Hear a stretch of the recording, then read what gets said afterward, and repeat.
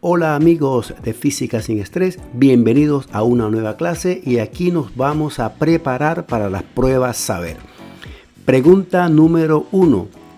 Un investigador se encuentra estudiando un gas y para esto mantiene el gas dentro de un recipiente con un volumen constante y aumenta la temperatura del recipiente obteniendo los siguientes resultados. Miremos la tabla y encontramos que hay temperatura en kelvins y presión en atmósferas.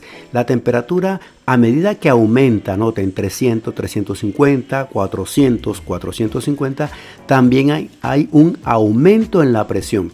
Con base en la información, ¿qué hipótesis tendría el investigador para realizar ese experimento? La opción A. Si se mantiene el volumen constante y se aumenta la temperatura del gas, su presión aumenta. Y esto es lo que encontramos en la tabla. Un aumento de temperatura ocasiona un aumento en la presión. Por lo tanto, esta sería la opción correcta. Pero vamos a analizar las otras opciones porque analizando las otras opciones uno puede obtener mayor información para enfrentar algunas preguntas parecidas a estas. Dice la opción B. Si se mantiene el volumen constante y se aumenta la temperatura del gas, su presión es constante. Esto no lo encontramos aquí. Miren que la temperatura del gas aumenta, pero la presión también aumenta, no es constante. La opción C. Si se mantiene el volumen constante y se disminuye la presión del gas, su temperatura aumenta. Si disminuye la presión del gas, o sea, si avanzamos así en este sentido, de abajo hacia arriba, 1.6, 1.4, 1.2, 1, hay una disminución de la presión, pero la temperatura no aumenta, la temperatura disminuye. Si se mantiene el volumen constante y se aumenta la presión, noten la presión aumentando, su temperatura disminuye. No, la temperatura aumenta si se aumenta la presión y viceversa. Si la temperatura aumenta, aumenta la presión. Si la presión aumenta, aumenta la temperatura. Y por lo tanto la opción correcta es la opción A. Si se mantiene el volumen constante y se aumenta la temperatura del gas, su presión también aumenta. Pregunta número 2. La acción de detener un carro se debe principalmente a la fricción producida entre las pastillas y los discos de los frenos. Cada vez que se oprime el pedal del freno, las pastillas de los frenos se presionan y rozan con los discos, produciendo un aumento en su temperatura. Para evitar que los discos alcancen temperaturas demasiado altas, los carros cuentan con un sistema de enfriamiento para disminuir la temperatura de los discos y mantenerla aproximadamente constante. Teniendo en cuenta la información anterior, ¿cuál de las siguientes opciones describe el flujo de calor para que se dé el enfriamiento de los discos? Opción A. El sistema de enfriamiento absorbe calor del ambiente. Esto no tiene sentido porque la idea es que el sistema de enfriamiento absorba calor de los discos. La B. Los discos del sistema de freno ceden calor al sistema de enfriamiento. Esta es la opción correcta, porque la idea es que estos discos no adquieran una temperatura muy alta, entonces deben ceder calor precisamente al sistema de enfriamiento. Veamos la C. El sistema de enfriamiento y los discos de freno se ceden calor mutuamente. No tendría sentido porque no se alcanzaría el objetivo de lograr que la temperatura disminuya, que no sea una temperatura alta. D. Los discos del sistema de frenos absorben calor del ambiente. No tiene sentido. La D y la A no tienen la misma relación para ser eliminadas, no tiene sentido esto ni tiene sentido esto. Entonces la única opción correcta es la opción B.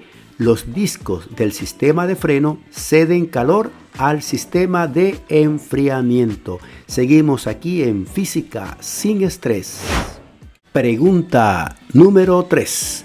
En la siguiente tabla se muestran los resultados de una práctica de laboratorio donde se determinaron los puntos de fusión y ebullición de 3 sustancias para poder determinar el estado en el que se encuentran a cierta temperatura. Miremos la tabla. En la primera columna las sustancias 1, 2, 3. En la segunda columna la temperatura de fusión en grados centígrados Y la tercera columna, la temperatura de ebullición, también en grados centígrados. Los estudiantes afirman que a 35 grados centígrados la sustancia 3 se encuentra en estado líquido y las sustancias 1 y 2 se encuentran en estado sólido. Teniendo en cuenta la información anterior, ¿qué debe hacer el profesor para comprobar la información de los estudiantes? Veamos entonces las posibles opciones. Opción A: determinar los puntos de fusión y ebullición usando diferentes sustancias. Esto no tiene sentido porque se está trabajando con las sustancias 1, 2, 3 y no tendría ninguna explicación lógica usar diferentes sustancias.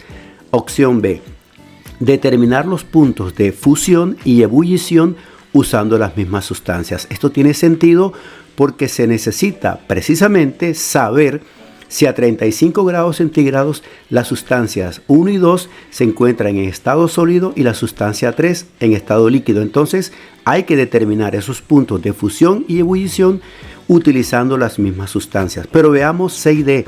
Dice la opción C: determinar los puntos de fusión y ebullición de las sustancias 1 y 3. 1 y 3, pero ¿dónde deja la sustancia número 2? Que es precisamente 1 y 2 las que necesitamos saber que están en estado sólido.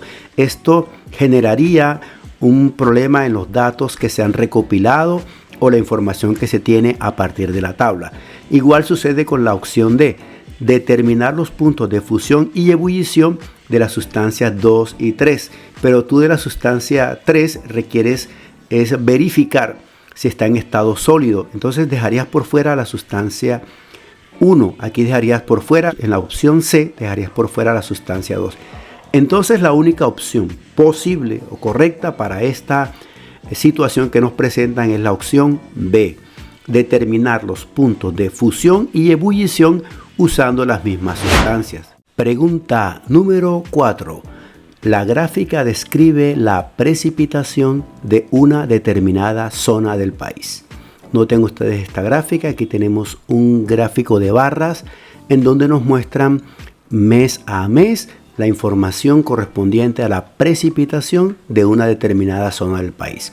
Noten ustedes que en esta parte del eje vertical encontramos la precipitación en milímetros. Acá en el lado derecho, días de lluvia en el mes.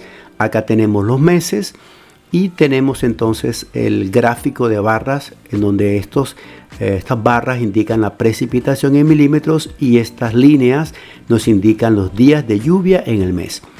De acuerdo con la información de la gráfica, ¿cuál de las siguientes afirmaciones es correcta? Entonces vamos a analizar como siempre una por una para que aprendamos tanto de las que no son correctas como de la opción correcta. Opción A: los días con lluvias ascienden cada mes en el primer semestre. El primer semestre va de enero, febrero, marzo, abril, mayo, junio. O sea, el primer semestre, los 6 primeros meses del año. Y nos dicen que ascienden cada mes, pero no es posible escoger esta opción, no es correcta, porque notamos que aquí en febrero hay un descenso, ¿sí?, en las lluvias. Entonces no puede escogerse esta opción. Aquí hay un descenso, también hay un descenso en marzo, hay acá un ascenso pero en abril. Entonces hay 2 meses que derriban lo que dice la opción A. La opción B: los días con lluvias descienden cada mes en el segundo semestre. Descienden cada mes en el segundo semestre. Y el segundo semestre va de julio a diciembre. Entonces no hay un descenso, hay un ascenso, nótenlo. Agosto, septiembre, octubre, el mayor de los ascensos. Noviembre, pero en diciembre hay un descenso. Entonces no se puede escoger la opción B por lo que ella indica. La opción C: el mayor promedio de lluvias se encuentra en el cuarto trimestre del año. Entonces en un trimestre son 3 meses. El cuarto trimestre sería octubre, noviembre y diciembre. Y notamos que en octubre se da el mayor nivel, ¿sí?, el mayor nivel de precipitación. Esto hace que al promediar estas 3 barras encontremos que el mayor promedio se encuentra en octubre, noviembre y diciembre, o sea, lo que dice la opción C. El mayor promedio de lluvias se encuentra en el cuarto trimestre del año, con lo cual la opción C sería la opción correcta. Pero veamos la D. El menor promedio de lluvia se encuentra en el segundo trimestre. O sea, el segundo trimestre sería abril, mayo, junio. Y dice que el menor promedio se encuentra aquí. No, si queremos ver dónde está el menor promedio, estaría aquí, en el primer trimestre, no en el segundo trimestre. Entonces, obviamente la opción correcta será la opción C.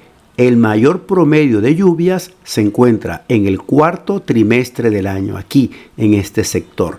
Acuérdate, estás en Física Sin Estrés. No olvides suscribirte, compartir, porque vamos a subir videos con más preguntas. Esta es la primera parte y ahora nos vamos con la pregunta número 5. Pregunta número 5. Un estudiante realiza un experimento para analizar cómo cambia la longitud de un cable de cobre que sostiene una pesa al ser expuesto a una llama durante intervalos de tiempo, como se muestra en la figura o como se muestra en la imagen. Aquí tienen ustedes la imagen. Este es el cable, aquí tiene la llama, aquí la llama de la vela, aquí, y la altura que va alcanzando el cable. Aquí entonces tenemos 3, 2, 1, 0. Pregunta número 5. Un estudiante realiza un experimento para analizar cómo cambia la longitud de un cable de cobre que sostiene una pesa al ser expuesto a una llama durante diferentes intervalos de tiempo, como se muestra en la imagen. Aquí tienen la imagen. Aquí está la pesa, aquí está la llama y la altura que alcanza esa pesa, y esto va a ser calentado aquí, el cable de cobre. Él mide la altura de la pesa encontrando que disminuye cuando el tiempo de exposición del cable a la llama aumenta, y realiza la siguiente gráfica. Aquí tenemos una gráfica, ¿sí? Notamos un descenso aquí en lo que representa la gráfica, el eje vertical y el eje horizontal. Teniendo en cuenta la información anterior, ¿qué nombres deben tener los ejes de la gráfica construida por el estudiante? Bueno, veamos entonces que a medida que pasa el tiempo, y esto está siendo calentado, este cable de cobre se va a dilatar, se va a expandir el cable de cobre y la altura va a disminuir. Entonces, a medida que pasa el tiempo y esto recibe calor y calor, entonces la altura va a disminuir porque el cable se va a expandir, se va a dilatar. Con eso en mente, vamos a mirar las opciones. Opción A: eje horizontal, temperatura en grados, y eje vertical, tiempo. ¿Sí? Si aquí colocamos el tiempo y aquí colocamos la temperatura, entonces la temperatura aumenta, el tiempo disminuye. Si tomamos esta opción, no es correcto. Opción B: eje horizontal, o sea, este eje horizontal, altura, y este eje vertical, temperatura. Entonces, temperatura aquí y aquí la altura. ¿Sí? Si aumenta la altura, disminuye la temperatura. Aumenta altura, disminuye temperatura, pero es que esto está recibiendo temperatura constante aquí. La opción C: eje horizontal, tiempo de exposición a la llama en minutos, aquí el tiempo en minutos, y la altura. Entonces, a medida que el tiempo va transcurriendo, la altura en centímetros va disminuyendo. Es decir, a medida que el tiempo aumenta y el tiempo de exposición, esto se va alargando y esto se va bajando. O sea, la altura va disminuyendo, ¿sí? Esto se va a ir bajando porque el cable se dilata. Entonces la opción correcta sería la opción C: tiempo de exposición a la llama en el eje horizontal en minutos, y la altura en el eje vertical, la altura en centímetros.